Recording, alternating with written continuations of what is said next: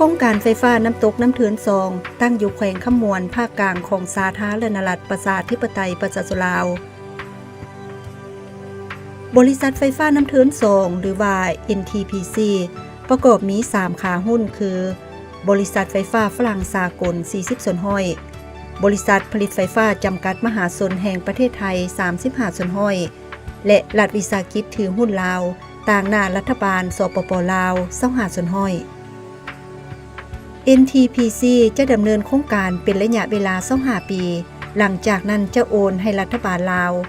โครงการได้เริ่มการผลิตไฟฟ้าเพื่อส่งขายในปี 2010 ภายหลังที่ได้วางแผนและพัฒนากิจกรรมต่างๆเป็นเวลาเกือบ2 ทศวรรษโครงการน้ำเถือน2เป็นโครงการพัฒนาที่มีความสำคัญต่อสปป.ลาวและคาดว่าจะสร้างรายรับเข้างบประมาณแห่งชาติถึง$2 ตริลลิอนในระยะสัมปทาน25ปีโครงการน้ำเถือน2มีผลประโยชน์ทางด้านเศรษฐกิจทางด้านสังคมและทางด้านสิ่งแวดล้อมและสำหรับแขวงขมวนของเฮาก็คืออยู่ในลาวของเฮานี้ก็ได้รับห้องว่าโครงการน้ำเถือน2นี้เป็นโครงการตัวแบบในการก่อสร้างเขื่อนอยู่ลาวหรือว่าอยู่บนอื่น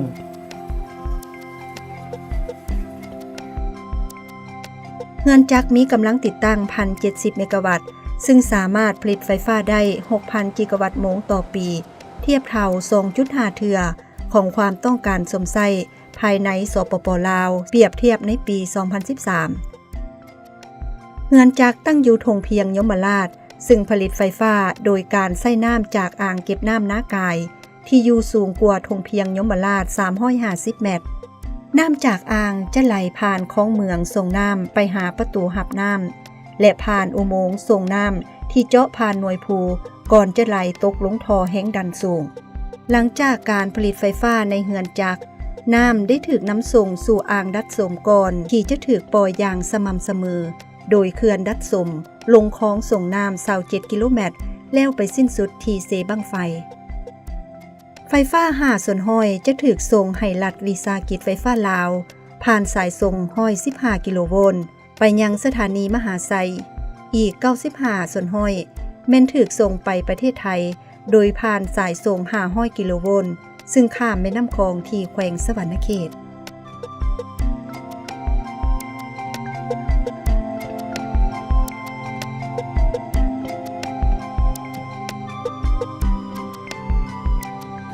บริษัทไฟฟ้าน้ำเถือน2เรามีพนักงานทั้งหมด313 คนเรามีหน่วยงานคุ้มครองการผลิตและบำรุงรักษาเขื่อนในนั้นมีพนักงานทั้งหมด90 สหายเป็นพนักงานคนลาว75 สหายเทียบแล้วเป็น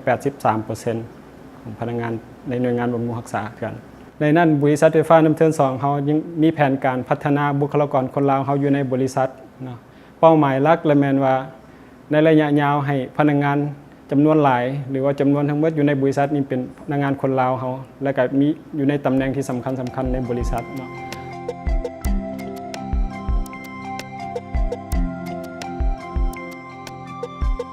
นอกจากนั้นแล้วในช่วงปีที่ผ่านมาบริษัทไฟฟ้าน้ำเถือน2เขาได้สร้างระบบสื่อสารและการแจ้งเตือนการปล่อยน้ำระหว่างบริษัทไฟฟ้าน้ำเถือน2และทางเมืองต่างๆที่อยู่เบื้องลุ่มของเขื่อนนากายและก็เบื้องลุ่มของเฮือนจักรไฟฟ้าน้ำเถือน2เขายังได้เฮ็ดการฝึกอบรมให้ทั้งเมืองทั้งบ้านให้รู้เกี่ยวกับเรื่องการปล่อยน้ำและก็ความปลอดภัยทางน้ำ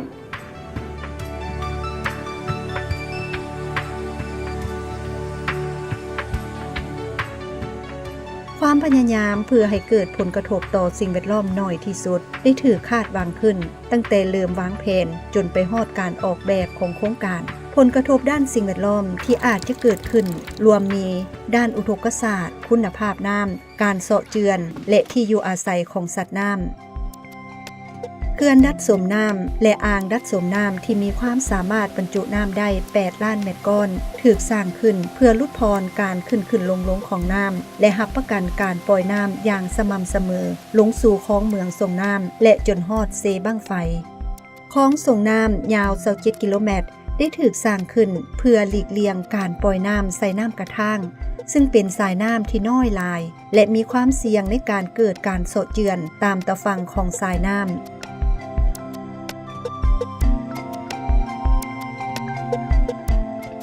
ด น้ำที่ถูกปล่อยจากเขื่อนจักรจะไหลผ่านระบบฟอกน้ำที่อยู่ตามคลองส่งน้ำฝ่ายฟอกน้ำเป็นโครงสร้างอันหนึ่งที่ถูกออกแบบเพื่อปรับปรุงคุณภาพน้ำโดยการเพิ่มปริมาณออกซิเจนในน้ำสำหรับสิ่งที่มีชีวิตที่อาศัยอยู่ในสายน้ำธรรมชาติ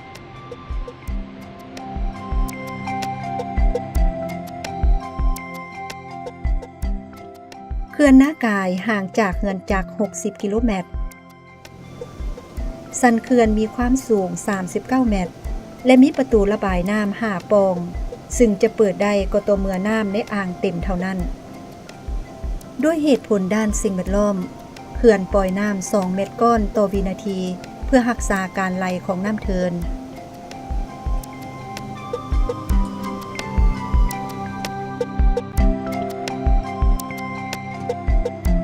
อ่างเก็บน้ำของโครงการเป็นอ่างที่บ่ลึกและมีเนื้อที่450 กิโลตารเมตรเมื่อน้ำเต็มอ่างจะกวมเอาเนื้อที่40 ส่วนห้อยของภูเพียงนากายโครงการน้ำเทิน2ได้ยกย้ายประชาชนประมาณ 6,300 คน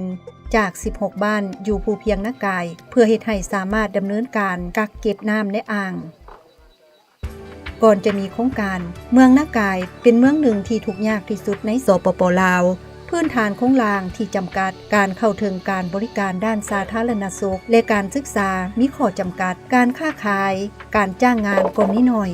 ประชาชนดำรงชีวิตแบบพอเพียงและบ่ลึงเคยกับการดำรงชีวิตที่ใช้เงินมีการปรึกษาหารือกับหลายระดับเป็นเวลาหลายกว่า10 ปีเช่นประชาชนกับอำนาจการปกครองท้องถิ่นและผู้มีส่วนร่วมต่างๆก่อนจะดำเนินการก่อสร้างและการยกย้ายปัจจุบันทุกครอบครัวที่ถูกยกย้ายแม้นมีเรือนหลังใหม่พร้อมทั้งหนทางน้ำสะอาดไฟฟ้าโรงเรียนห้องหมอและสิ่งอำนวยความสะดวกอื่นๆในชุมชนพันธะของโครงการที่มีต่อประชาชนที่ถูกยกย้ายแม้นเฮ็ดให้ชีวิตการเป็นอยู่ดีขึ้นกว่าเก่าและรวมทั้งการช่วยเขาเจ้าประกอบอาชีพใหม่พร้อมทั้งให้การช่วยเหลือด้านวิชาการการจะตั้งปฏิบัติตัวจริงในแง่ของวิชาการก็ได้สุมใส่การฟื้นฟูชีวิตการเป็นอยู่ของประชาชนในหาสาขาอาชีพนั้นก็คือเรื่องการประมงอัน2แล้วก็เป็นเรื่องการกสิกรรมการเลี้ยงสัตว์เบี้ยงานป่าไม้และการบริการการพัฒนาฝีมือแรงงานต่างๆสำหรับโครงการน้ำเทิน2ก็พยายามสุมใส่การพัฒนาอย่างรอบด้านโดยเฉพาะแม่นเรื่องเบี้ยงานส่งเสริมเบี้ยงานสาธิตการนำเอาความรู้ความสามารถและเทคนิคอันใหม่เข้ามาสู่ชุมชนไปให้เขาเจ้าได้เรียนรู้และประยุกต์ใส่เข้ากับสภาพความเป็นจริงของท้องถิ่นและผลิตเป็นสินค้าอย่างต่างๆลักษณะนี้แม่ละเลี้ยงเป็ดเนาะเลี้ยงเป็ดต่อมาก็เลี้ยงหมูเลี้ยงเป็ดน่ะแม่นนั่นแม่ซื้อข้าวประมาณนั่นงวดหนึ่งน่ะแม่น200 โตประมาณ2 เดือนกำหนด2 เดือนแล้วไปขายในการขายนั่นน่ะแม่นโครงการเพิ่นก็แนะนำให้แม่ในซอกตลาดแต่ว่าแม่ก็ซอกเองแน่ซอกหูตลาดแล้วแม่ก็ไปส่งเองเอาไปส่งก็แม่นราคาของเป็ดก็แม่นมีแต่กิโลหนึ่ง25,000ไปส่งประมาณเทื่อละ200 กิโลหรือ300 กิโลแม่เฮ็ดเวียกต่อไปมีแต่ว่าปลูกผังเลี้ยงสัตว์ปลูกผักปลูกกระหล่ำปลูกสะลีปลูกมะแตงแล้วก็ไปขายตลาดก็พอได้อยู่ได้กินแนวคิดจิตใจเนาะอยากไปเฮียนต่อสั่นแหละมันมีบ่อนไปเฮียนอยากไปเฮียนซ่อมแปลงรถใหญ่เฮ็ดหุ่นใดหุ่นอย่างนี้คาดหมายว่าปีต่อหน้านี่สิเฮ็ด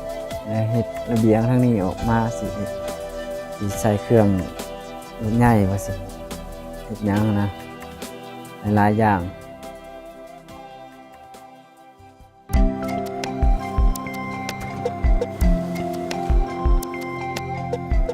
การประมงมีส่วนสำคัญพอสมควรต่อชีวิตการเป็นอยู่และทั้งเป็นแหล่งไร้หับที่สำคัญของประชาชนมีอาชีพเป็นหลักก็แม่นหาปลาเพื่อมาขายเลี้ยงชีพ ในการหาปลานี่ก็มีความสะดวกสบายหลายแล้วก็หาปลามื้อนึงหั่นถ้าว่าได้ก็ได้หลายก็7-80 โลถ้าบ่ได้ก็20-30 โลไปแล้วก็ไปน้ำเดียวผัวเมียผัวเป็นผู้พายเมียเป็นผู้ใส่ยามแล้วแม่นผัวเป็นผู้ยามเมียเป็นผู้พาย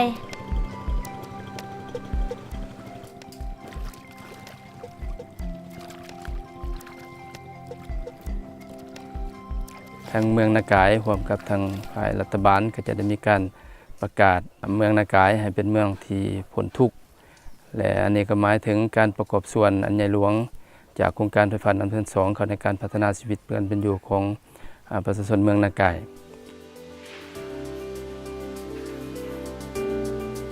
ทุกๆครอบครัวยกย้ายจัดสรรเป็นสมาชิกสมาคมป่าไม้ชาวบ้าน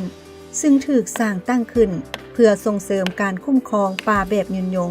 และสร้างโอกาสทางเศรษฐกิจเป็นเวลาหลายปีแล้วที่ทุกครอบครัวได้รับเงินปันผลจากกำไรของสมาคมป่าไม้ชาวบ้านสมาคมยังมีศูนย์กาเบี้ยไม้เพื่อการปลูกต้นไม้ทดแทนและเพาะเบี้ยไม้ขายพร้อมทางมีโรงงานเฟอร์นิเจอร์ขนาดน้อยเพื่อสนองสินค้าให้ตลาดท้องถิ่นแต่ละครอบครัวยกย้ายจัดสรรได้รับดินกสิกรรม 0.66 เฮกตาร์เพื่อปลูกฝังและได้รับการช่วยเหลือทางด้านวิชาการในการปลูกฝังแบบใหม่ By December 2013, resettlers have achieved the household income target. On an average, the consumption level of resettlers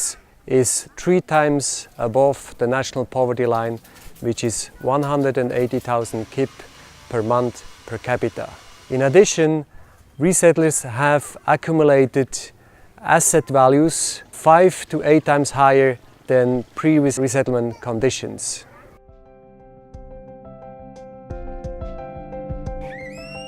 ปัจจุบันประชาชนสามารถเข้าถึงการบริการด้านสาธารณสุขเบื้องต้น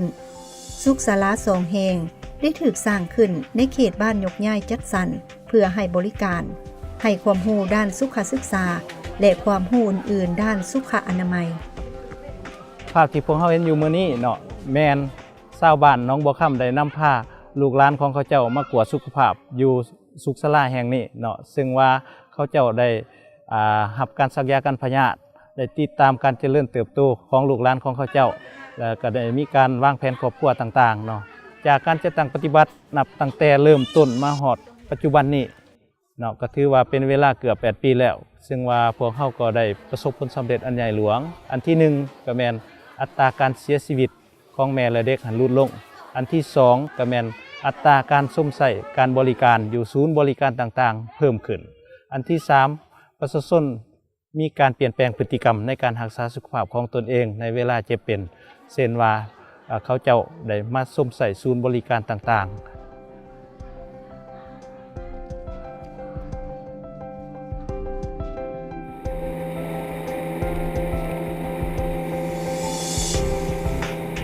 น้ำที่อยู่ในขงเขตโครงการถูกติดตามอย่างใกล้ชิด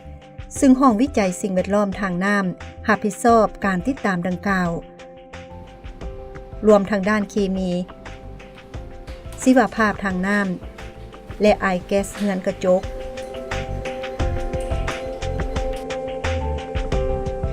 สถานีติดตามกวมเอาพื้นที่กว้างจากป่าสงวนถึงอ่างน้ำคลองส่งน้ำและเสบั้งไฟการตรวจสอบทางด้านป่าวิทยาแม่นเฮาสิได้ตรวจสอบถึงวิวัฒนาการของประชากรป่าที่อาศัยอยู่ในน้ำเทินหรือว่าที่อาศัยอยู่ในอ่างรีเซอร์วอร์เนาะแล้วก็การตรวจสอบนี้มันสิเฮ็ดให้เฮาฮู้ถึงความหลากหลายทางด้านสายพันธุ์ว่าป่าตัวนี้มันกินอีหยังหรือว่ามันขยายพันธุ์ตอนใดแล้วก็ป่าพวกนี้มันสิได้รับการปนเปื้อนจากสารเคมีนั่นหรือบ่ป่าสงวนนากายน้ำเทินเป็นป่าสงวนที่ใหญ่ที่สุดในสปป.ลาวกวมเอาเนื้อที่ 4,000 กิโลตารเมตรซึ่งมีชีวนานาพันธุ์และสัตว์ที่หายากหลายสายพันธุ์ NT